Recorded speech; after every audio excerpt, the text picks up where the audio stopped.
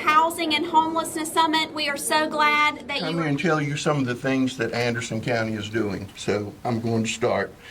The first thing that I'm going to talk about is we partnered with Anderson Interfaith Ministries, AIM, and we received money from the federal government for rental assistance.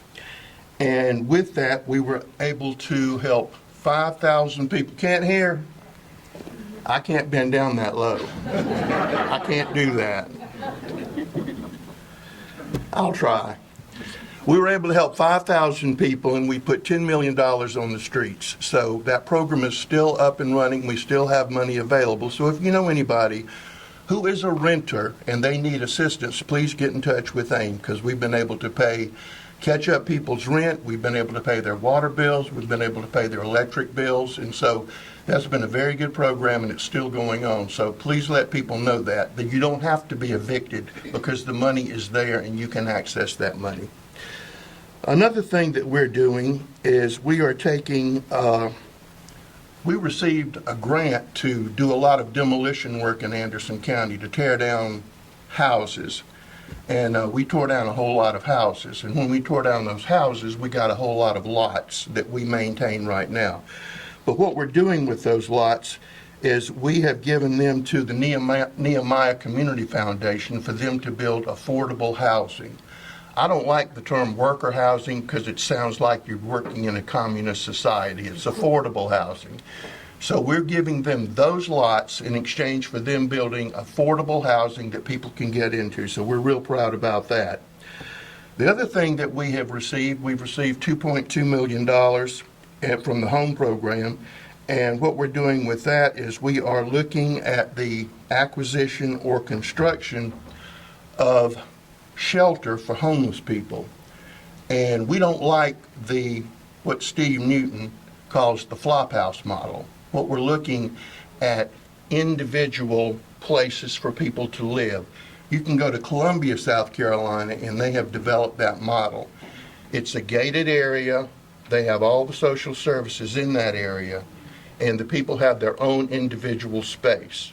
So we're looking at the possibility of doing that because we have the money to do that. So that's one of the things that we're looking at doing. We have also, working with AIM again, put $500,000 into housing rehabilitation, because if a house is not maintained, it's going to deteriorate. So we're trying to preserve housing stock. And when I give you these numbers, that's how much we've given so far. It's not how much we're going to be giving in the future. So we're building new affordable houses. We're trying to maintain the stock of houses that we have now. Another thing that we're doing is homelessness, and Do-Gooder Dave and St. Zoe know more about this than anybody else. But a lot of these issues are related to drug use and mental health problems, probably the majority of them. We're working with ANMED on doing something that we haven't had in Anderson County in a long time. It's a crisis intervention center. As you know, we received money from the opioid settlement, and what we're hoping to do is to build or place a crisis intervention center here in Anderson. And what that would be, a place for people to detoxify and to get the services they need, because right now you're either going to jail or you're going to ANMED and you're going to sit in the emergency room, and that's no solution for anything. So hopefully we can get this started sooner rather than later. So we're excited about that.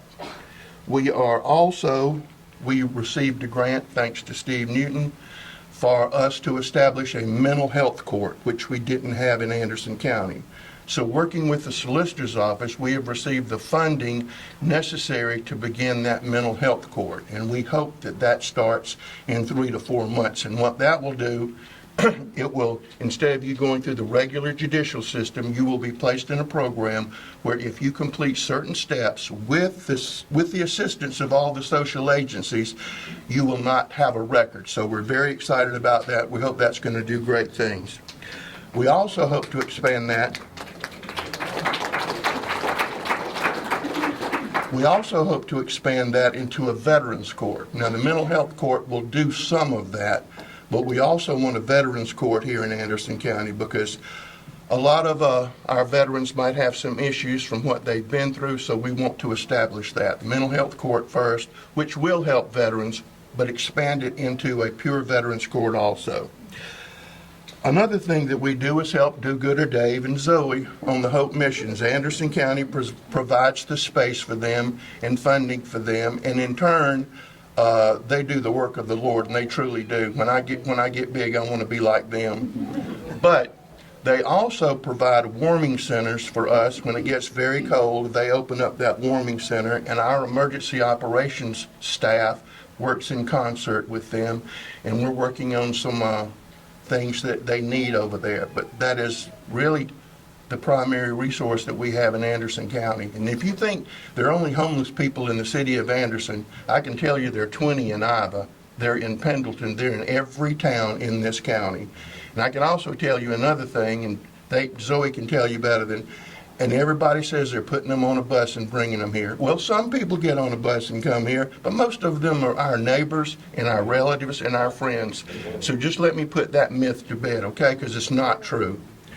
Another thing that we're doing is I'm gonna pass this to you. thank you. Other things that we're doing is we really believe in trying to preserve neighborhoods. So Anderson County has received grant money from the federal government, plus we put our own county money, your money, not anybody else's money, it's your money, into tearing down houses in neighborhoods. Usually, one of the most popular things we do in the county is to tear down houses because it really helps neighborhoods. It prevents them from becoming crack houses, and hopefully when we do that, we put in new housing in those areas. We do a whole lot people don't know about. The other thing that we have done, and we're very proud of this, we have received a whole lot of federal money to do different things, and all of this has to do with homelessness, and I can't remember it all. But one of the things with special population recreation, we have special population center for people who have challenges, but not everybody can come to our center. So we got a grant, so now it's on video, and they can watch it from home. They can participate and play bingo and engage in all the activities we have. We support Second Harvest Food Bank. We support Crossways. We support veterans organizations by providing money for counseling. We help Kylie over there, Habitat for Humanity, because she's always needing something. But we don't charge Habitat for anything like that. But those are just some of the things that we're doing. We have a whole lot more to do, and I appreciate this opportunity to just let you know what we're doing here in Anderson County. Thank you very much. Good morning. Good morning. What a crowd, what a crowd. Winston Churchill once said that there's nothing wrong with change if it's going in the right direction. So I think probably from my perspective, we live in an amazing community. We have a lot of things that a lot of people in other parts of the country won't. We live smack dab in the middle of the biggest mega region in the country, halfway between Charlotte and Atlanta. Halfway between Birmingham and Raleigh. So people are coming to our community in droves, and we just have to be ready for it. And so someone asked me the other day, well, why are people coming here? I said, well, we have a warm climate, we have a low cost of living, we have a variety of job opportunities, we have world-class health care, we have good schools. We happen to be in the academic environs of two major universities, Anderson University and Clemson University. We have a great technical system, and so people are coming, Anderson County, it's a great place to live. I think a lot of you who are here right now have been here for a while. Some people tell me that they're not moving. And so there are a lot of people who are coming here to retire, relocate, and raise a growing family.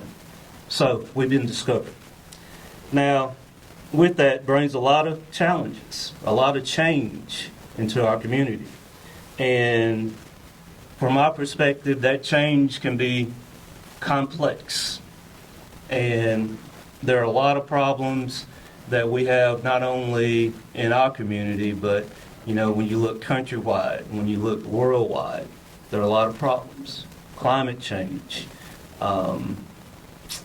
food insecurities, transportation issues. So there are a lot of challenges throughout our community. And I believe that we are up to the challenges. And quite frankly, by the number of people in the room right now, it's very interesting that you're very involved and you wouldn't be here. I have become very interested over the last decade in networks, and since humankind, we formed networks, okay? Neighbor, organization networks.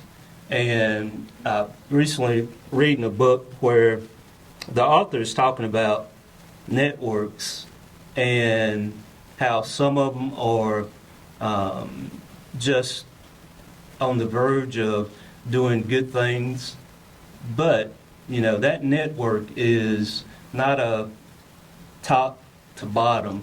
The networks that I'm talking about that I've seen that have worked very successfully across our country, across our world, are networks that don't go vertical, they're lateral networks. And there are a lot of people in the organizations that you represent right now where you have a piece of this puzzle, this homeless puzzle. And what I would say probably is, without a doubt, we can handle the challenges. Now, this author talks about a simple challenge, and what would be a simple challenge? A simple challenge would be Terrence Roberts going home this evening and be responsible for cooking dinner, okay? A simple challenge. I can look at a recipe. I know it has a start and an end. I follow the steps, and I complete my meal. A very simple challenge. And complicated challenges. I see my friends from ANMED. They deal in a lot of complicated challenges, okay? And they've gotten very good at being adaptive to change. A complicated challenge. A complicated challenge. Now, housing, homelessness, that is a very complex challenge. It's complex because there's no start or end. It has to be very fluid. And quite honestly, it covers a very large geographical area, as Mr. Burns said. There's homeless housing problems all over our county. And so, with networks of individuals, of people, of organizations, you solve problems. And I've seen it. Recently, we announced the International Network of Michelin Cities will have their annual conference here next April. We got involved with the network because what we found is that no matter if you're a city of 5,000 or a million, we all have the same challenges, okay? And it takes a network. It takes learning from others that are doing things. And so I would just say that from my perspective, this problem is not a simple problem. It's not a complicated problem. We solve complicated problems. This is a complex problem. And we've got to think out of the box. There's no one size fits all. Everybody has a voice, okay? There's no right or wrong. We have to talk, and that's how we solve this problem. Thank you. I'm not going to preach, but I'm going to begin with a quote from Jesus, who said, "I have come that they may have life and life in abundance." And I'm here this morning because about 40 years ago, people at my church, First Baptist Anderson, decided that Jesus kind of abundant life must include housing. That whatever we decide abundant life looks like, it certainly includes a place to live.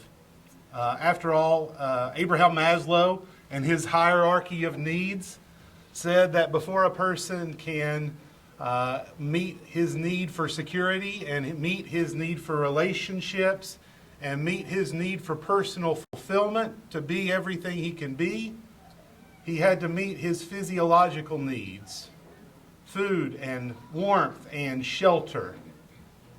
And so abundant life has to include housing. In 1986, my church took a leap of faith. An 8-story apartment building half a block from our sanctuary doors was up for sale, and the church purchased it for $300,000. Now, in 2023 money, that's a little over $800,000 to purchase that building. They viewed that purchase as a ministry to the people who would live there, as an investment in our city, and as an opportunity to do some rehab on a bit of our neighborhood right around the church. Intent from the beginning on managing costs and keeping rent affordable. We didn't hire contractors to do work in that building. Teams of volunteers from the church spent thousands of hours, apartment by apartment, doing renovation so that the building we had purchased would be a suitable place for people to live. Most of the people who were involved in that work then have gone on to a home that was prepared for them. But while they were still with us, they were humble, and if you prodded them enough, they would speak with pride about what they had done and the difference it was continuing to make in the lives of people who lived in that building. They formed friendships as they went from apartment to apartment doing the renovation work, and they were grateful to have been a part of that ministry's story. 37 years later, after that leap of faith, our Will Mary Housing Ministry, named for two residents, Wilton and Mary Hall, exists to provide safe, affordable, secure living quarters for senior citizens in our community. Our building is comprised of 48 units, 12 one-bedroom apartments, 32 efficiencies, 2 suites, and 2 penthouses. The average rental cost of $405 includes utilities, a price which reflects the ministry's 4-decade commitment to keeping prices affordable. The building features a community kitchen, a common area, laundry facilities.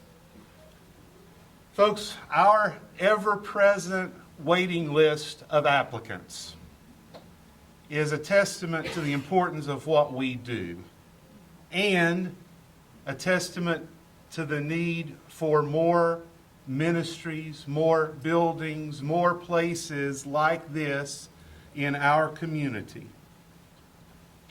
Hint, hint.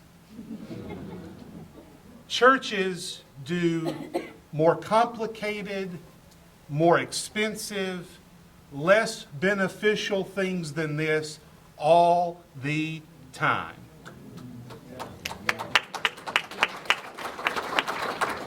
There is no reason a ministry like this should be unique or special, especially in the face of the need that exists in this community. This is the recipe. In those early days, we had a group of servants who were willing to give and work to establish the ministry and to make it financially viable. It is now financially self-sufficient. We hire work to be done now. And now we have a group of people whose work for the Will Mary means that they say no to management companies who call us and say, can we take over the management of your building and pay you and increase the rent on your residence?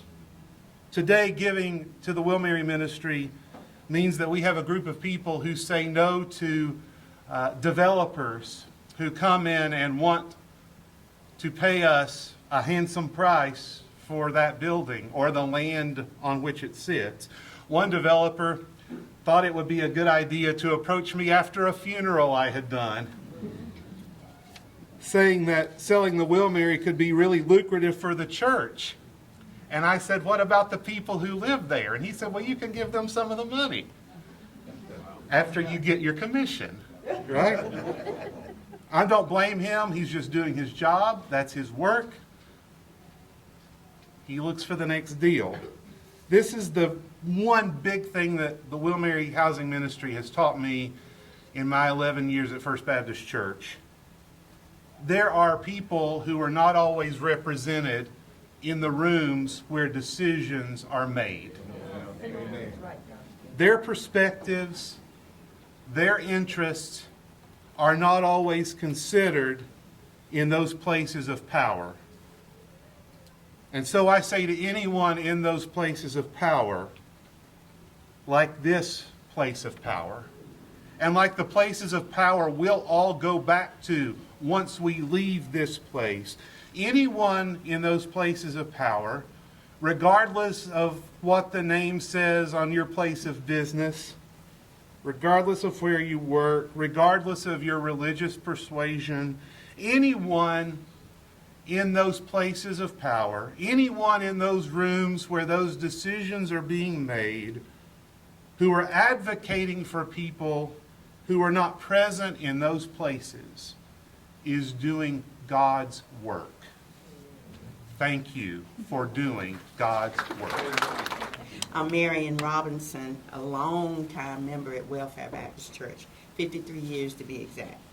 And I'm coming twofold because I've also been with Clemson University 28 years as a community outreach coordinator, which has me interact with probably a lot of you in the room. If I have not, I probably will. And I was just thinking about some of the things that Mayor Terrence, Robert said, Rusty Burns, and Josh. And when he made the statement, well, let me tell you about a mantra that I have, and I have to look at it because it's been a long time since I looked at it, but I wrote it. And I say that good leadership and community, can't hear me, okay? Good leadership and community spirit can turn the downside of disease and illness into classrooms of prevention.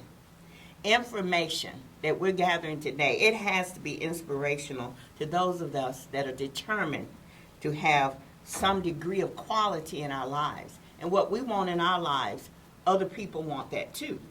So when they mention that about homelessness, and I share this with my group at Clemson all the time, I'm in the College of Behavioral and Social Sciences. Quit planning things for people if they're not at the table. And I'm saying that to say if you interact with people, I'm sorry, can I try the other ones? They're still saying they can't hear me. Okay. When you're planning things, if any of us have people that are homeless, that are functional homeless people, if we can have them have a say. Does that make sense what I'm saying? Yeah, because if they may be a college graduate, a PhD, but they fell down on their luck. But if you know that they can sit at the table and share and maybe speak for their brothers and sisters, let's have some type of way that they can have some input.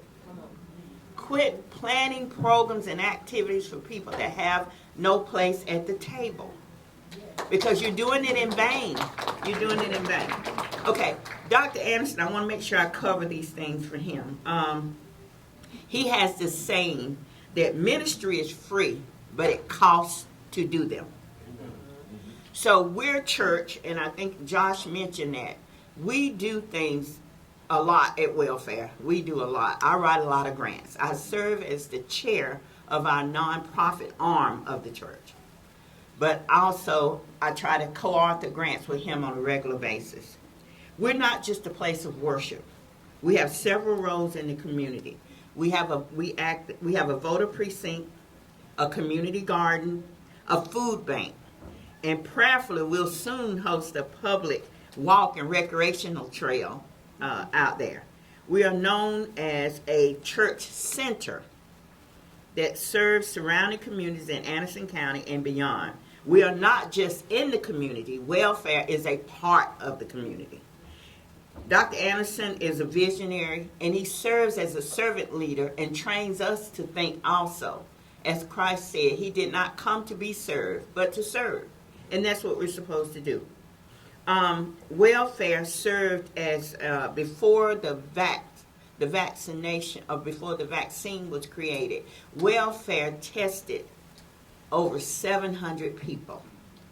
And then when the vaccine became available, we had clinics. We hosted clinics probably once or twice a month. Sometimes every week we hosted a clinic. We saw a lot of people. We partnered with Clemson University and MUSC and DHEC. We became a sub place for DHEC to test people. We also created COVID coping bags with hand sanitizers and cleansers and all of that. And along with that, we found someone to assist us, and we created bags of food. Because of a partnership, I also serve as Assistant Dean with the Anderson County Congress of Christian Education, which partners me with about 40 churches, African American churches, and they're open to anybody, but if the majority is African American, you say African American churches, but also about 8 Caucasian churches and a couple of Hispanic Latino churches. So we fed 34,000 families from our location. Yes. And then we also partnered with Publix and another benefactor here in Anderson, and he donated turkeys and hams and all that. So we had people coming, oh my God, I missed the food, I didn't get anything. So we created another 150 bags and fed another 150 other families besides the 34,000. So we've been busy. Also, we have the capabilities in the edifice as well as the grounds to do other things, but again, as Pastor Anderson says, it costs. So we're always looking for grants to do things, and we did the COVID Hope to try to encourage people to go get the vaccination. So I think I'm trying to cover everything. Okay, so we connect with organizations that support needs. Again, welfare has the capabilities. We have the knowledge and the wisdom to get things done. Partnerships are very important. Connections are very important. One person can't do everything. One organization can't do everything. So we have to work together. But I like what Mayor Roberts said, because it is complex. And you have to address the elephant in the room. How did they get to be homeless? Because you can clean them up, and as Rusty or someone said, you can pay all this money and get them in a place, but if their mentality is not on point, they're going to be right back out on the street in no time. They won't even, I don't mean this in a bad way, but they won't even appreciate the fact that you put a roof over their head. They won't. You got to address the elephant in the room. So I guess I'm more or less speaking from the practical side. We see they don't care about the ivory tower. They need a roof over their head, and however we get there. I'm trying to make sure I covered everything I was going to say. We participated in Family Promise years ago. Dr. Anderson is new to the fold, so I've got to work with him on that. But welfare helped with how many of you remember Family Promise? Yeah, we would house homeless families in our church every so often when we were doing the round robin. And I'm sure other churches participate in that as well. Okay, so I think that I've covered everything I wanted to say. I think I have. Thank you for your time.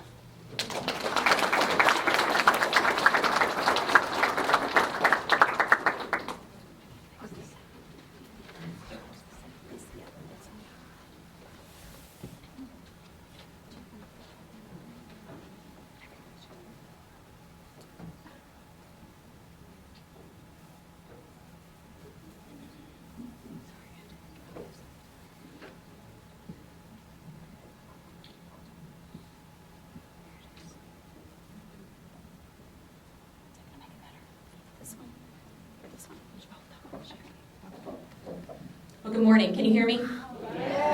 Perfect. So, I'm Jenny Creamer. On behalf of our president, Dr. Galen DeHay, and all of our Tri-County family, we are excited to be here and be a part of the conversation today. I do have some slides that I'm going to run through with you and share some information about how education and these persistent challenges for our community and education can really help to address the housing and homelessness issue that we're facing and talking about today. So 3 challenges I want to review. First, educational attainment levels have not changed in our county since 2010. That's not unique to us, that's true across the region. But folks who were not going to college or higher education prior to the pandemic are going even less now. And so educational attainment levels have not changed. The second thing is that unskilled and lower skilled workers are trapped in low wage jobs, and we'll talk a bit more about how that works in just a moment. Finally, technology is shifting at rates faster than we can keep up with and are increasing significantly the need for middle skill jobs. So this is a quick graph looking at what the educational attainment level looks like in Anderson County. There are nearly 20,000 adults in our county who do not have a high school diploma or GED. There are over 72,000 people who only have a high school diploma, no further education beyond that. So that results about, all total, only 36% of our residents have earned a degree beyond a GED or high school diploma. So oftentimes we might hear folks say, or we ourselves might even think, everywhere has a help wanted sign, why don't folks just go get a job? We know it's not that simple, right? Finding a job, any job in this economy isn't really a challenge. It's finding a job for which you are qualified and that pays a family sustaining wage. The data suggests that most people are working. In fact, they're working a lot of hours. They might be working multiple jobs, trying to piece together enough money to make ends meet. And when you're working multiple jobs or you're working extended hours, it's really hard to find time to do things to improve your quality of life, like pursue an education. So it's easy to be trapped, and it's a vicious cycle that without some sort of external support, like what we're talking about doing here today, that it's hard to escape from. Of course, there are exceptions to this in every way, but the data tells us that individuals most likely to be among the working poor are women, people of color, and those with low levels of education. And this statistic in the bottom right-hand corner of this slide is staggering to me. I don't have the information just for Anderson County. As a college, we serve Anderson, Oconee, and Pickens counties. So across that 3-county region, there are 55,000 households, not people, households, with an annual income of less than $35,000. That blows my mind. So we have stagnant levels of educational attainment, we have individuals trapped in low-wage jobs, and we have technology changing that increases the need for middle-skill jobs. We know that 70% of the jobs by 2030 will require some sort of post-secondary credential. I didn't say associate's degree, I didn't say bachelor's degree, some sort of post-secondary credential. So that's why we're here, to talk a little bit about how Tri-County Technical College and community colleges serve in that gap. As a community and technical college, our primary focus is to support the economic and workforce needs of our local communities, of Anderson, Oconee, Pickens counties. We do that by maintaining an open admissions policy. We serve everyone, and by ensuring that the programs that we offer allow students to earn a high-quality credential that leads to a family-sustaining wage that prepares them for employment right here in Anderson County. So I mentioned that we serve everyone. This is a sampling of the folks that attend with us, that we have programs to serve, whether you're in high school, you just graduated from high school, you didn't graduate from high school, you're working, you're not working, all of those things. Have the word under-resourced students at the bottom there. That might be an unfamiliar term for some of you. Has a variety of definitions, but in general, it refers to the limited resources, think money, time, support, those types of resources that are highly limited for students that would help them be successful in college. It makes being successful extra difficult. As I look across the room, many of you probably understand this mindset better than even we do, but we've done a lot of research on what this under-resourced mindset is, because many, I'd say even most of our students, come from an under-resourced background. If you grew up in a middle-class family or you're college educated, these types of things might be a foreign concept to you. But it's important to understand that just as some people misperceive the ease of just go get a job, there's also a fallacy in just go get an education, just go to school. These definitions are all, and these behaviors are all very generally speaking. There are exceptions as with anything, and they are in an academic environment. Under-resourced individuals are incredibly resilient when it comes to things like housing insecurity. If somebody told me I had to move out of my house today, I wouldn't know what to do. But those folks know how to manage that.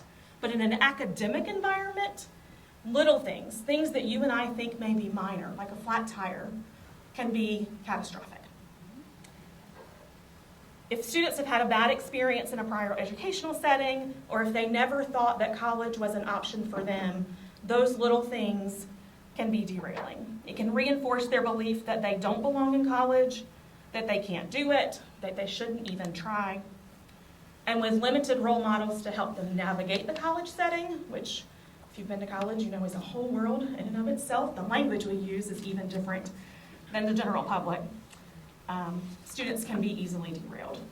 So let's talk about the pathways that we have available to help folks from low-income backgrounds and under-resourced students.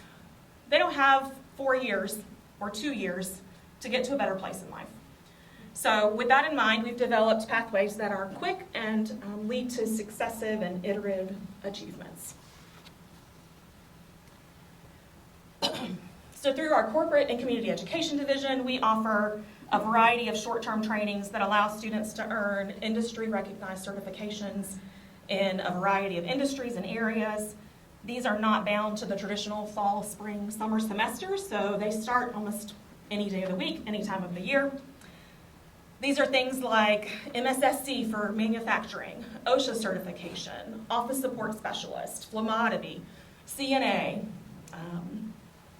electrician, plumbing, heavy equipment operator, those kinds of things that are in high demand and pay family-sustaining wages. Our IBEST program stands for Integrated Basic Education and Skills Training. David Moore's in the room. He's our director at the back. Many of you know David. He's the director of our program, and this is a program that allows students to earn a college certificate in either a healthcare or manufacturing pathway. The healthcare pathway results in personal care aid certificate, manufacturing and a manufacturing production certificate. The program has comprehensive wraparound support services, really intrusive advising support. We work with the adult education centers to allow students who are still completing their GED to go ahead and begin with us in the college program. That really helps to begin to increase what they can see as possible for themselves. The program prepares, again, students to complete and go directly into the workforce, family-sustaining wages. More than that, it really helps them to begin to change their mindset. This is a small program, 20 to 30 students per semester, but it is life-changing, literally. And did I mention that there's absolutely no cost for this? So that program is offered free of charge to the student. We work with many business and industry partners across the county and across the region to offer scholars programs. In these programs, the student works part-time, goes to school full-time typically, part-time 20 hours a week. The company pays a nice hourly rate. They also support their education, so they're not going to create work hours that conflict with their class times.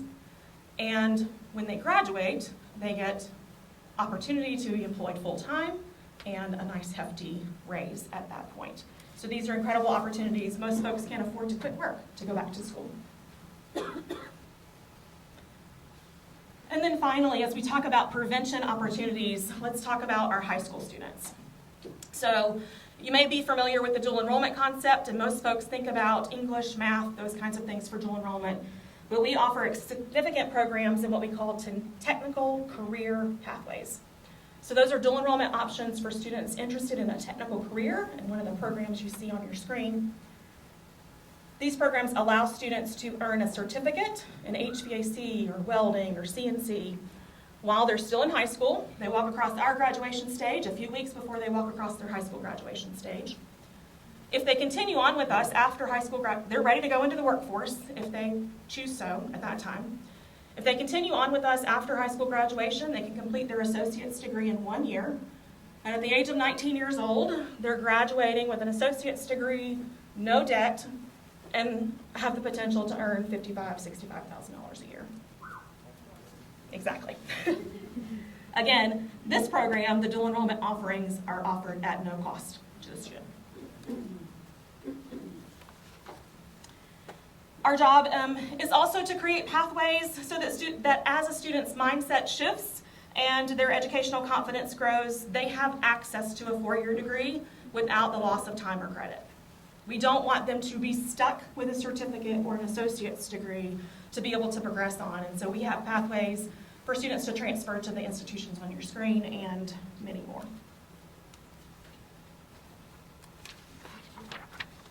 So these are all great, but if it's not affordable, it's not accessible.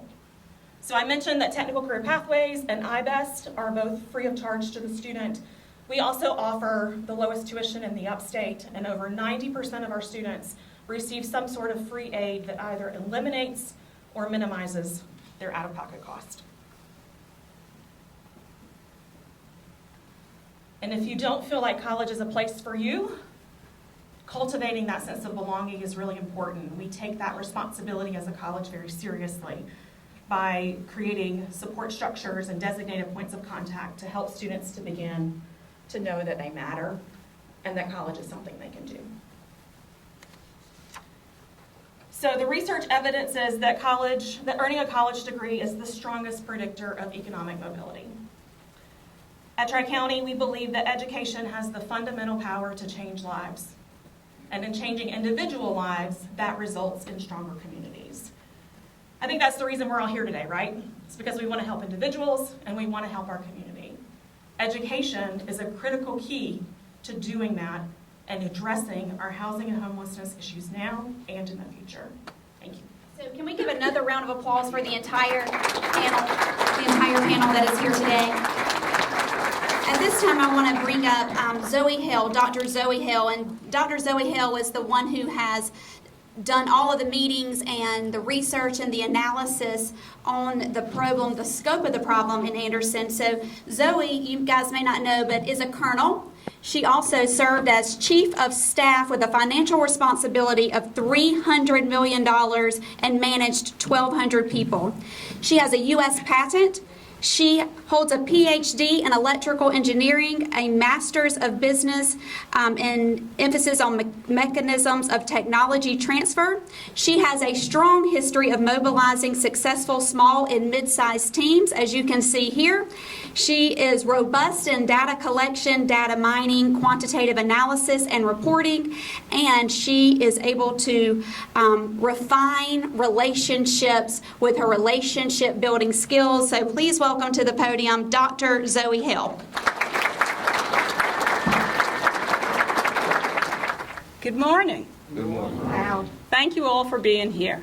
As we do our work in the Anderson Resource Guide, we find there are so many people who wake up every morning and say, what good can I do for people? I'm glad to see some of you here today, and there are many more of them across the county that aren't represented in our audience. So we're going to talk a little bit about homelessness. Did you all know that? Yeah. All right, so I'm going to talk about homelessness, and I'm going to talk about it specifically. And so Rusty asked really mean questions. So about a year and a half ago, Dave and I were like, man, we got to do something, and he's like, well, this is easy. I would love to do something. And in fact, I'd love to do something more. As he talked to you about it, he's already done lots of good stuff, and he would like to do more. He said, I just have 2 questions for you. Here's what I want you to tell me.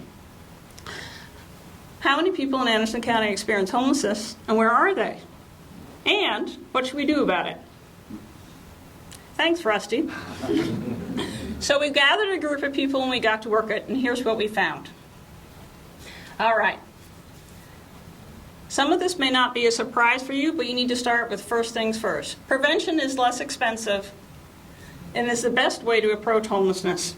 Let's not be homeless. Then, there are certain situations in geography that put people more at risk of becoming homeless. These people don't know that an outcome of being in that situation could be that they become homeless. They think they could work one more job, one more shift, work a little harder, eat a little less, and they're going to be fine. It does not occur to them that the outcome of that situation is they're going to become homeless. So, most people in our county experience homelessness for the first time, and they're really bad at it. I don't want people to be good at being homeless. Now we go on to, you're right, Allison's moving me along. She's very effective. Okay, there are effective ways of investing short term that will have long-term impact on homelessness, and we should do this. The other thing I want you to keep in mind, services are not effective without housing. Housing is not supportable without services. They just go together. There is no solution for homelessness that does not include housing. All right, so what produces risk? Some of this may sound easy, but I'll show you how it plays out. All right, if your parents have very small children or you have school-age children, you are at risk of becoming homeless. You just think you're at risk at not sleeping? That's only part of it. You're at risk of becoming homeless too. Lots of different reasons for that. Older adults in sick characterized situations, which you can read at detail in the handout later, but here's what you need to know. They are seniors, seniors, seniors, seniors, seniors, and seniors. Y'all got that? Seniors. All right. Working age adults with that fancy phrase, limited social capital, means they live alone. When a situation happens to them, they think they have to solve it all by themselves, and it's inordinately stressful. In our county, we have to be concerned with people with disabilities, because for every type of disability, for every age category of adult, we have a higher rate of disability than the state and than the nation. Slide. The other place, or the other way that you can be at risk of becoming homeless is geography. So all my friends out here in real estate with real estate experience, this is called location, location, location. Y'all can remember that. All right. So the Census Bureau collects data for us on an annual basis. They do it in things they call block groups. A block group makes a lot of sense if you're in a big city because it's physically a block. Like you walk around a city block and you count the people in them. Well, in our county, we don't have big city blocks. We have things we call neighborhoods. So when you see block groups in the fancy technology and the fancy papers, you know that it means neighborhood.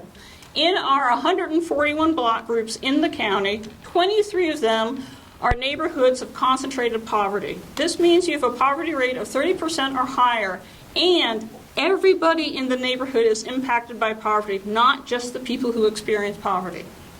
All right? This has measurable impact on our vulnerable groups, which we just talked about, your children, your seniors, your seniors, your seniors, your seniors. Seniors, you getting that? You can take notes. Seniors, as well as people who are working age adults who live alone and people who have disabilities or both. These neighborhoods cause 10% or more of the people who live within them become homeless. Within these 23 neighborhoods, 10 of them are the worst of the worst. They are negative in 9 out of 9 categories. You can't just have 1 out of 9 categories negative to be a disamenity neighborhood. You're 9 for 9. These accelerate the forces that are already there to promote homelessness. However, there's always good news in Anderson County. However, every single one of them has a place that functions like a community center because people just like you live in those neighborhoods and you see the needs. And you want to do good in your community. So Welfare Baptist has all these things they do for the community because they serve as a community center for one of those disamenity neighborhoods. All right, I'm going to walk you through what a disamenity neighborhood looks like, and I'm going to pick on 2 people in the audience because they're near me. That's easy for me to do. I'm going to run you through the numbers. The numbers are not going to surprise you. All right, I've picked 2 neighborhoods. A is for amenity. You got good stuff. D is for Disamenity. You ain't got good stuff. You with me? All right, when we look at income, it's no surprise for you in an amenity neighborhood, it's about twice as much as it is for a disamenity neighborhood. The home values are just like that. When you look at the people below poverty, you find you've got folks in poverty in the amenity neighborhood, but many more of them are in the disamenity neighborhood. In owner-occupied homes, in the amenity neighborhood, about 2/3 of the folks own their homes. In a disamenity neighborhood, it's the other way around. About 2/3 of the folks are renters. Percentage with bachelor's degree, educational attainment, more educational attainment matters. You have more educational attainment in your amenity neighborhood than you do in a disamenity neighborhood. And you live longer in an amenity neighborhood. The median rent is almost exactly the same. Actually, it's more in the disamenity neighborhood. I'll let you think about that. The percent of unemployment is actually higher in the amenity neighborhood because they choose not to work. The median years of homes built is a little bit deceptive, so I wanted to break it out for you. It looks pretty close. It's 1965 in our amenity neighborhood, 1958 in our disamenity neighborhood. But if you're a renter, and most people are, you're in a house that was built in 1949. And please don't take offense, anybody here? That is a really old house. Just saying. But here's the important part. It's not the numbers that matter, it's the lived experience that matter. So John Mark, I'm going to pick on you. Sound good? I'm ready for it. All right, he's ready for it. He's flexible. Even when we evaporated his slides, he's a good guy, he's ready for it, and now I'm picking on him. All right, John Mark, you live in an amenity neighborhood, and I'm going to give you a life partner who you're very fond of and 2 kids who you are very fond of. You work, your partner works. You have a car, she has a car. Your partner of whatever description you want. So you wake up one morning and you go to your garage and one car goes clickety, clickety, clickety. Now that's not the normal sound it makes when you turn the key or press the button. And even when you drink more coffee, it does the same thing. It's uninterested in participating in the morning. And then you go have a conversation with your partner and it's a little tense. And you try to figure who goes where, what goes when, and who's going to do this, and who's going to drop it off, and do you remember who we call when we need to have the car to this and that? So you have those kind of conversations, and you're a little frazzled, and you get to work, and you try to work it out. And then when you get home at night, which is a little ugly because you forgot to talk about that when you left in the morning because you were just thinking about getting in all the right places in the morning, you get home and you have little tense conversations about what you forgot to do, and maybe you're ordering pizza. I'm just saying, that's the way it goes down there. This is really, really, really stressful. The next morning when you wake up, John Mark, and you're thinking like, okay, we can get through this is going to be fun. You go into the garage, you turn on the next car. You know what sound it makes? Clickety, clickety, clickety. So you go back in and you take a deep breath, because I know you. You'll take a deep breath, try a little bit more coffee, and you go back in the car and you think, I need you to do this for me. And you know what it does? Clickety, clickety, clickety. And now you have no choice. You open your garage door and you talk to your neighbors. This might be the first time you have ever talked to your neighbors because you need something. 0 cars, 2 adults, 2 children is not going to work for you. Okay? And so you have tense conversations and you negotiate and you call people and you do all this kind of stuff. And you're going to be working with your neighbors on this solution right here, I'm telling you. It's just going to be immensely stressful. What's going to happen in your neighborhood is there are people who can help you out with transportation. There are people who can help you out with your kids. They can take them where they need to go. They can create opportunities for your kids to earn money that you've never seen them do around the house. It's amazing. So they might wash cars, they might do some painting, mow some lawns. They can create opportunities for your kids to earn money. And your neighbors, they can go pick up groceries for you, and they might not give you the grocery bill. Now, if you remember to say kind things to each other, you'll still be married at the end of this, but you will reflect upon this as a significant family event. And you might make friends with some of your neighbors in a way you haven't done that. That's what it's like in an amenity neighborhood. Now, you're Carol's cousin, so I'm going to pick on you. Proximity, proximity, proximity, right? Yes, ma'am. All right, so you live in a disamenity neighborhood. Okay, so you've got a life partner, and you've got 2 kids, and you've got 2 cars, and you've got 2 jobs, and you've got places that you need to be. Yes, this is the story part. Okay, so you get same thing happens to you. Well, in a disamenity neighborhood, you already know your neighbors, and so when you've got to figure out what to do with one car, you already got people you know. They're going to walk your kids to the bus stop, and they're going to pick them up at the bus stop. And your neighbors, they can feed you. They know how to stretch a meal. It's going to be fine. But that next morning, when that second car dies, none of your neighbors can help you with transportation. They love you, and they will take care of your kids, but they can't provide opportunities for them to earn money. The outcome for you, neither the cars get fixed, both of you lose your jobs, and you become homeless. Not because of your attitude, not because of your choices, but because of the economic resilience of your family and where you live. Amen. So now we're back to Rusty's questions. How many people are there? So here are some real numbers. I'm going to go through some categories. I want to make sure you understand where these numbers come from. These are real people. They have names. You can meet them. You should talk to them because they have lived experience of that stress, and they can tell you what to think about. So my friends who are the McKinney-Vento homeless liaisons, McKinney-Vento, because everybody is intimate with appropriations at the federal level, is a bunch of money that means that if you have no address, you can still attend public school. We love our McKinney-Vento homeless liaisons. They're very creative, much like people are at Tri-County. So we have one of them in each of the 5 school districts, and they provide us the largest number of people experiencing homelessness in Anderson County. These are children and associated adults. It's nearly 900 people. The next category is, I'm going to tell you something that's also easy to remember. 1. That's how many emergency shelters we have in Anderson County. Major Joe is here. Major Joe, will you please stand up?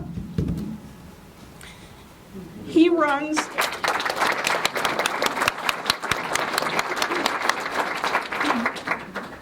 Yes, Major Joe, I've embarrassed you. That's what I'm here for. All right. So they have 22 spaces for men, 10 spaces for women, and 2 family spaces. That's about 40, and they take care of 400 people a year. That's what they do. They're busy every night, every day, all the time, every day, and they try to keep these people who have already had your disamenity neighborhood experience happy in the same space together. If it's your habit to prayer, now you know who to pray for. All right. So, as Rusty alluded to, when it gets really cold and our one and only emergency shelter is full and it's dangerous for people to stay outside, we stepped up to be a warming center because we were hopelessly naive and thought it was a good idea. It was a good idea, but it gave me a heavy appreciation, as you can tell, for the Salvation Army. So we took care of about 200 people who wouldn't have otherwise had a safe and warm place to be overnight. Once a year, we do something called a point-in-time count, so it's just one particular night where we try to determine how many people are experiencing homelessness. The good news for us in this county is that's organized by the person who's a case manager for the Salvation Army, so she knows the people she's taking care of, and she knows the people that she's counted on this particular day. So for the purpose of this slide, we can deconflict people. We also have Safe Harbor that takes care of people who are experiencing homelessness because they're fleeing from or attempting to flee from domestic violence. And they take care of about 120 people, though there are people they cannot serve.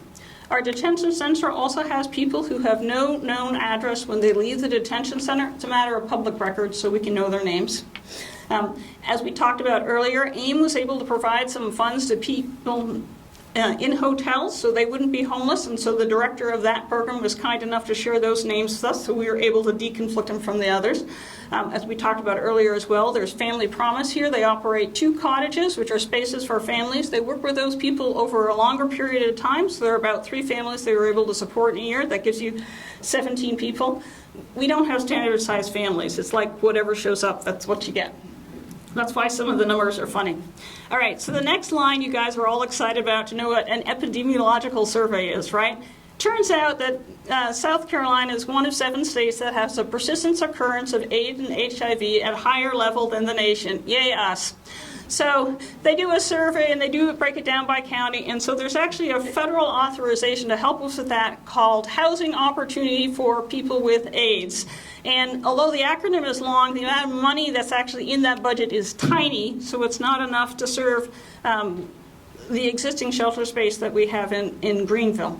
But we still have needs here in Anderson County. And then because people can't necessarily be supported in Anderson County who are fleeing domestic violence, we have friends over in Pickens County who run Mary's House, and they see about a dozen folks from Anderson County every year. All right, these are people who are identified by name, who are experiencing homelessness, who are either served by programs or identified, because the people who are in the detention center without an address, they get fed and housed there, but that's not necessarily transitioning into housing when they leave. That's 2,000 people a year. Real people, real names, every day. All right, but not everybody who's homeless is in a program. So, we wanted to find out who we miss, who are people who aren't served by programs. And so we talked, of course, to some of the programs that are already seeing people. It turns out, for the McKinney-Vento homeless liaisons, that for some odd reason, there are people who are parents who don't want to tell them that they're homeless because they're doing it for the first time, right? And they're afraid DSS is going to take their kids. And they have all this lived experience that what they did used to keep them housed. They keep expecting to go back to that situation. They're not naive. They're just trying to make a living. They're working hard. They're working full time. So that turns out to be nearly 1,300 people who could be served by this federal program who are not. Likewise, there are people who are not served because of domestic violence. That turns out to be 180 folks. Now, I told you that there were circumstances and locations that made people vulnerable to becoming homeless. And there's pressure in those particular locations that make people homeless. But I want a baseline here. So if you are in a situation and you are also in a location, I only counted you once. And if there's a possibility that you could be in a location and a situation multiple times, I still only counted once. So you could be someone living alone who has a disability in a disability neighborhood. I only counted you one time, not 3 times. So those are the next six numbers. And then that really small number, Rusty, at the bottom, 128, is the number of people experiencing homelessness because of a substance use disorder. Note that number is small. However, this is a complex problem. It takes a lot of effort to get people out of that situation. So we need to put resources into it as well. We also get people at the rate of about 1 person a day who get released from a South Carolina prison somewhere else who come back to Anderson County, but they don't necessarily have a home to go to. The number that's on the slide represents what our friends in Greenville County have. This is how many transition spaces they have for people returning to Greenville County in this situation, so that's the number that we use here. So these folks, this is about 3,000 people who are experiencing homelessness in our county, but they are not attached to programs and they're not being served. So this helps us get our baseline. We had 2,000 people served, 3,000 people not being served. This works out to be about 5,390 real people experiencing homelessness day to day. I talked to you a little bit about methodology. I have a handout if you want to go into data details, and I'll see you after the presentation. All right, so now I know how many people I got. What stuff do I got to take care of them? These are the real resources. But these residential resources are not the same. The top 2 we talked a little bit about. All right, quick quiz. Remind y'all, because you study hard, how many emergency lodges do we have in Anderson County? 1. Y'all are good. I think Allison has a prize for you at the end because he answered that right. As you can see here, 22 beds for men, 10 for women, 2 family spaces, and they've also developed a transitional program for men, which would house about 8 folks. Family Promises has got 2 family spaces. All right, those are programs that have throughput.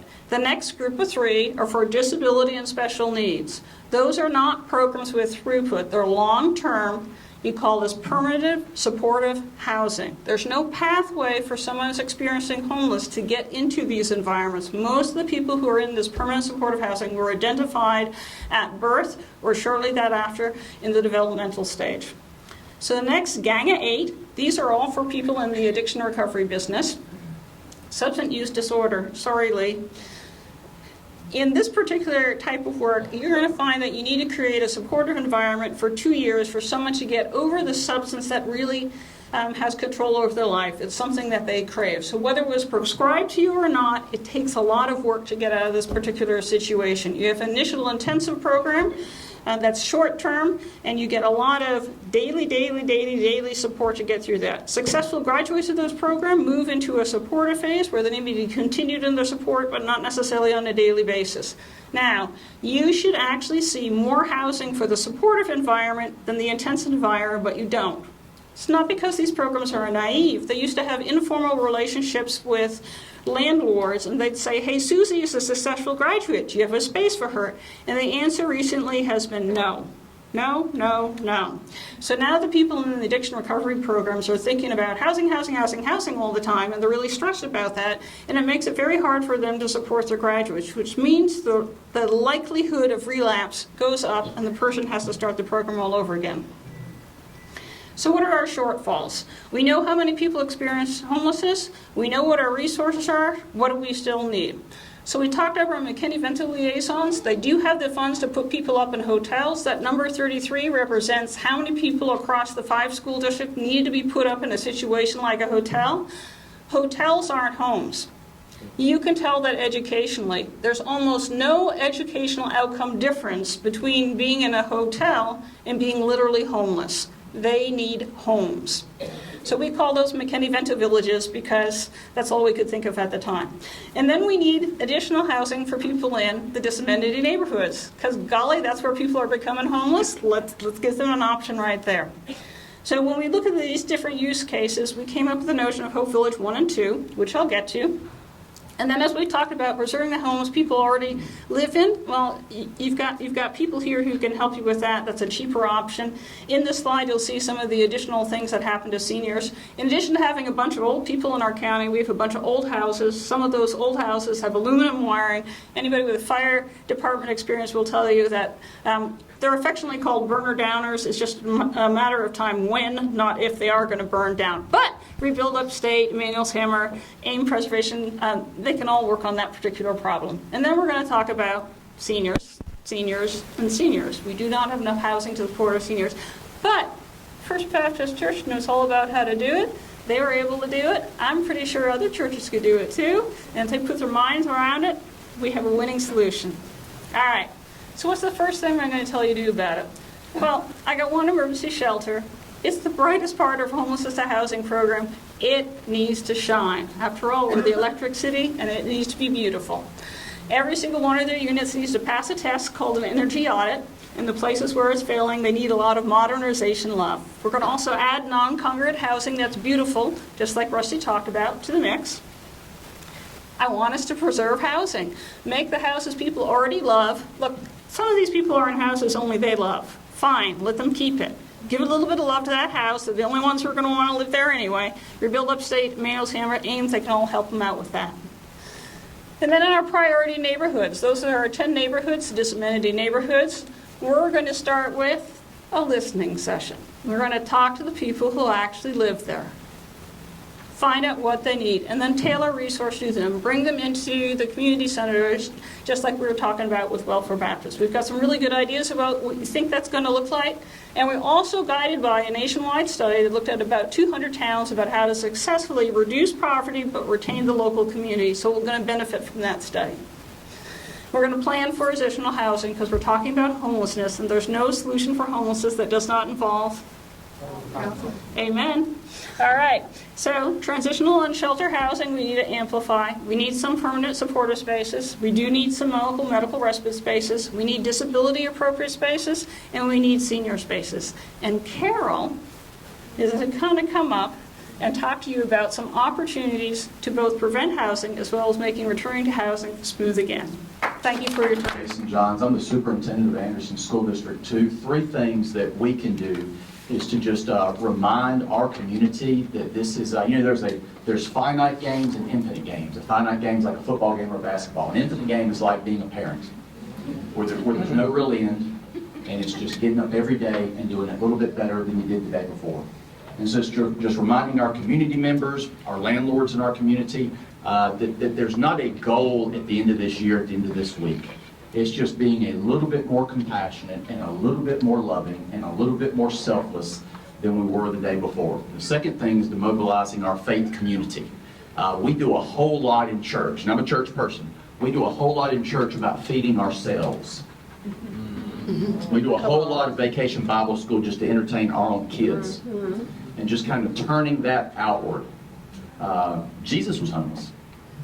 And probably the third thing is just encouraging and loving your people well so that they have the emotional capacity to serve those children and families who are the most difficult to love, and it's not those kids' fault. And just encouraging them to just wake up and just be the loving adult in front of those children, and just being the loving adult at the end of that phone conversation for those parents. So thank you very much. Thank you. Okay. Hi, good morning. Hey, I'm Vicki Neff. I'm a family advocate for Safe Harbor.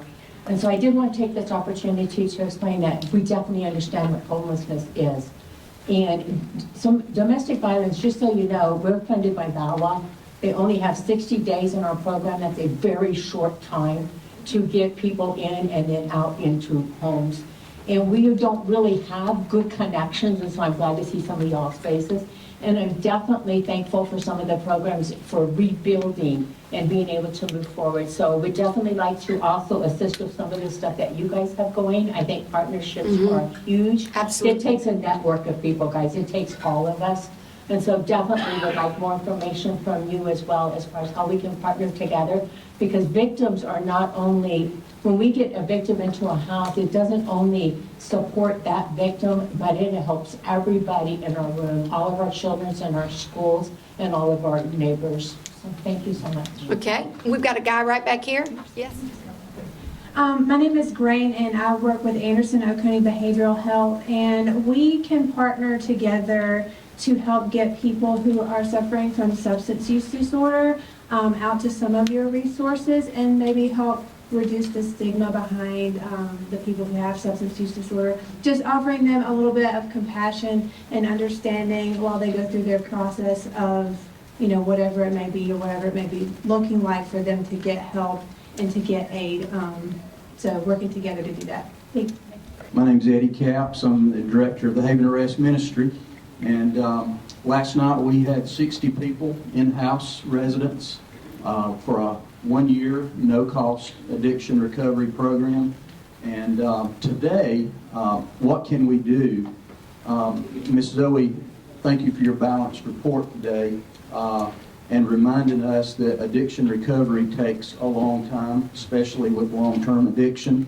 And so for 63 years we've been doing that here in the community, but I'm learning, our mayor reminded us that the lateral relationships are so important, that some of the things that I think on the end of our program for transitional housing is so important, because not only can we provide the practical housing, but we can also provide a good report for this person who is in recovery for the next step for them, for whether it be a landlord or whether we can provide more housing, more long-term housing. That's very important.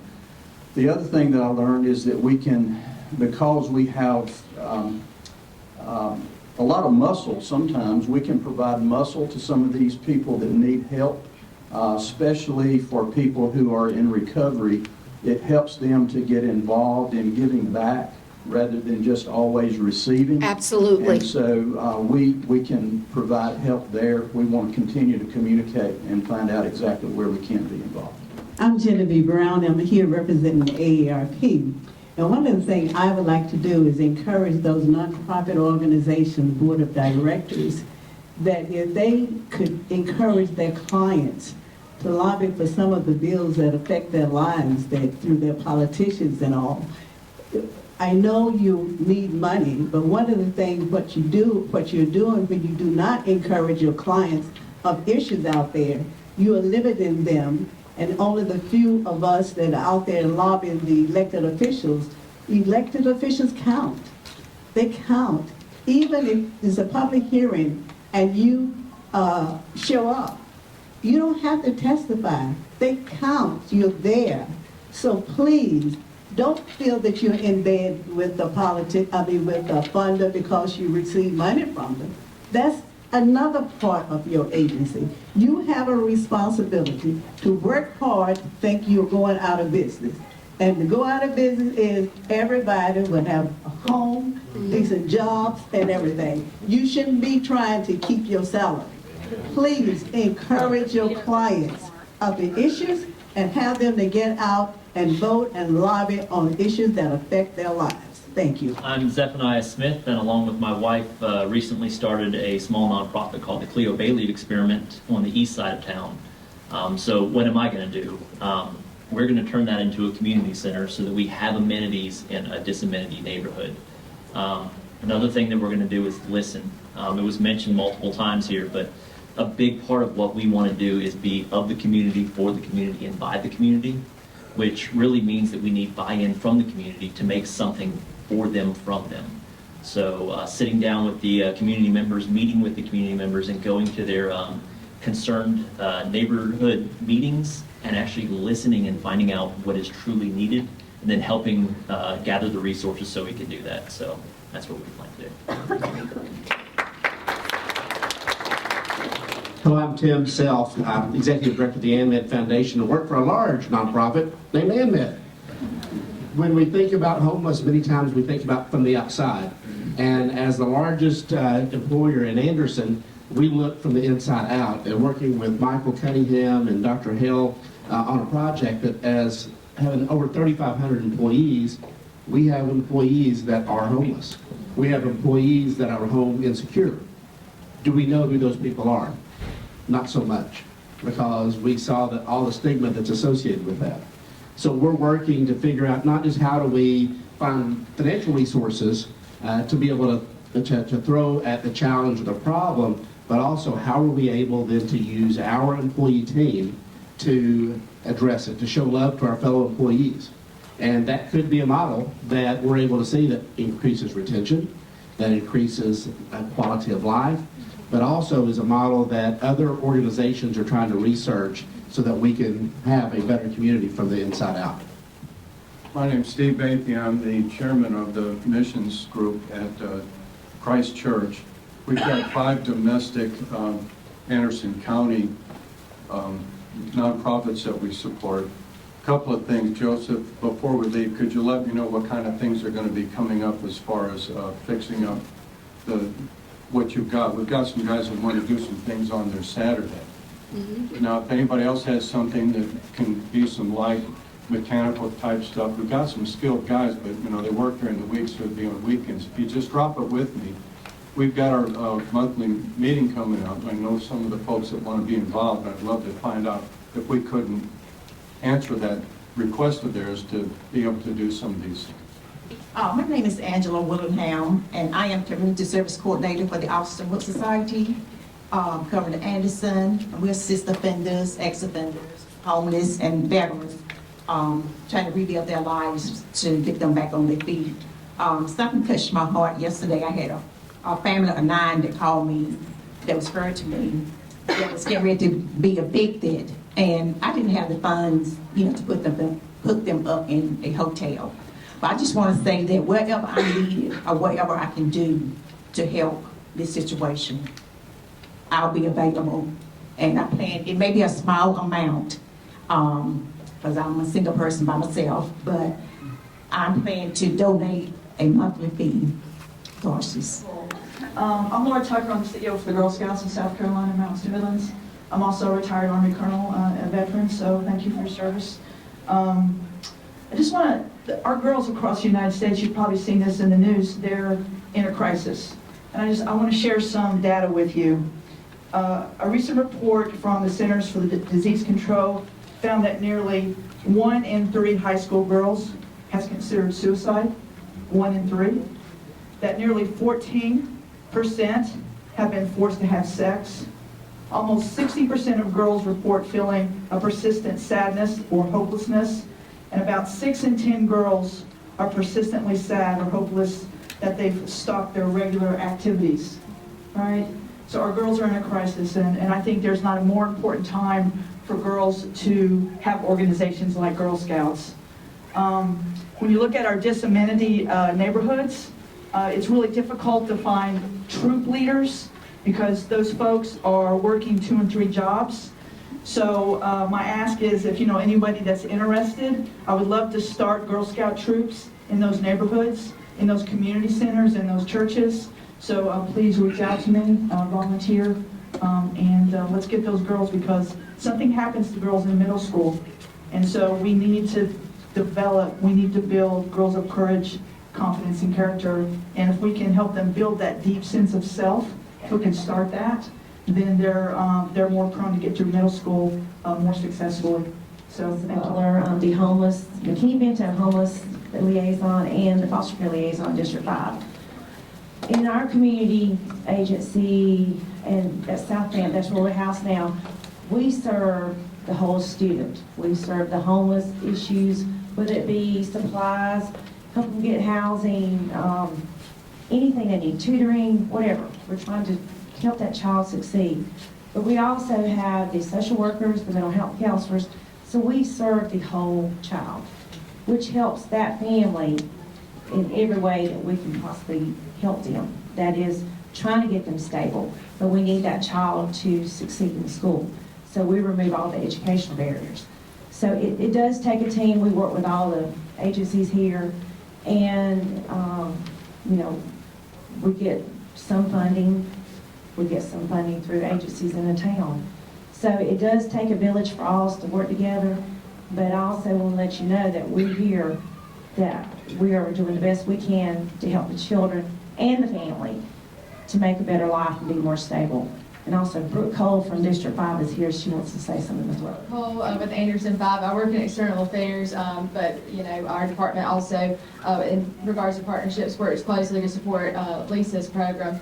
And I also serve on the United Way board, so this is a very important issue to me personally. And in regards to my work in Anderson 5, it's also a very important issue to our superintendent, Tom Wilson, who sends his regards today and really, really wish he could be here because this is something he's really passionate about. So again, you know, I think Lisa and her team do an incredible job to, you know, treat the whole child, but it also is the families and the parents of those children as well. And we have incredible support from agencies and organizations and nonprofits here, but it's going to take more than that. We also are going to need the support for those families and those parents of our students from the small business that has the hiring sign or help needed sign on the wall, to work together to, you know, get them the resources they need, get them the services they need, but it's going to take, you know, a community effort. So what do you hope people will leave this meeting to do? What do you hope people have learned and what people will do? So I think what I want people to focus on are some simple things, just to know the basics, that we only have one shelter in Anderson County, and they're busy every day, every night, all the time, and we need to partner with them. The other thing that I know about, just because this room was full, but also because we do our work with the Anderson County Resource Guide, there are hundreds of people across Anderson County who wake up every morning and say, how can I help? And the Salvation Army's emergency shelter is the first place we need to help. As Carol alluded to, their building is old, their campus is dated. That's the first place we want to put a lot of energy into because they're busy every night. They're doing this every night. We want to help them do this well. So we talked about a couple of things in terms of small dollar, consistent partnerships that would help them out, as well as a long-term upgrade of their building. So that's something we wanted people to know. And as my colleague Jenny talked about from Tri-County, the solution isn't as simple as let's just get a job. You have to actually embrace what it really costs to be self-sufficient in Anderson County. So our first speaker, John Mark, talked about a little bit. The self-sufficiency standard, the 2021 for South Carolina is available now. There's going to be an update in 2024. And those real numbers that are there help people understand that people need opportunities to earn a living wage. So supporting any type of efforts to get people to Tri-County Tech and other places that have pathways to employment are important. And some of it's really simple. Sponsor their car. Sponsor their transportation. This is short term. So if I'm in these programs for 2, 3, 6 months and it's going to make me financially independent, have somebody totally pay their transportation costs so that's not a barrier for them to get there. A blown tire is something that keeps people from completing a certificate program, let alone a college degree program, and yet that's such a small round of money. So I think I want people to walk away realizing that people have these small barriers. Sometimes it's $300, sometimes it's $3,000, but that's it. That is the total sum of it. And it's such a small amount of money to have available that you can support things. You went through a lot of statistics, but as they update them, the needs are accelerating, aren't they? They're accelerating because its biggest population, as we talked about, are seniors. And they're not getting any younger. But the biggest challenge with someone who is a senior in Anderson County is you have a number of people here who have been long-term renters, and their landlords die, or they decide they don't want to do landlording anymore. And so they get moved into the hands of a property manager. And the new rules for renting are very different from when they started 30 years ago. And sometimes they can't comply with the requirements, which are administrative in nature, because they've been paying rent for 20, 30 years. They're good at doing that, but they're not good at qualifying for new rental properties. So some of those barriers are artificial, and it trips people up because they don't know that they can't get right back into a rental. So AIM has a program to help people with some of those additional costs that they've never previously paid. The first, last month, those security deposits, those weren't around when they first got into their rental properties. So support AIM in helping people, particularly people who are seniors who are on low fixed income, get to a more stable place. If everybody in Anderson County just gave an hour a week or did something, how much difference could that make, just those small things? That would be immeasurable how much it would make. And people should do what they're really good at. Then that sounds trite, but it's not. So if you're someone for whom it's easy for you to prepare food, well, prepare food, because you won't think anything about it. If you're someone who really knows how to fix a car, well, fix cars. If you're someone who really enjoys home remodeling, well, remodel homes. But put time and effort and energy into something that you really, really enjoy. The first thing, though, I might recommend that you do is you actually come and meet people who are experiencing homelessness, and you'll discover that they're real people, and in fact, some of them are probably your neighbors, and you didn't even know. That relational moment is really critical. And I'm going to go back to one point about seniors. Part of COVID-19, but also part of our society, is people tend to keep to themselves. Adults living on their own, and particularly what they call being lonely, that they don't have any social connectivity, is something that's an illness that has an impact even as much as cancer. So simply having community connections, you could start by just knowing who the neighbors are all around you, knowing their names, and practice cultivating that concept of connection. It's really beneficial for you, and it's immeasurably beneficial for your neighbors, particularly people who are older adults.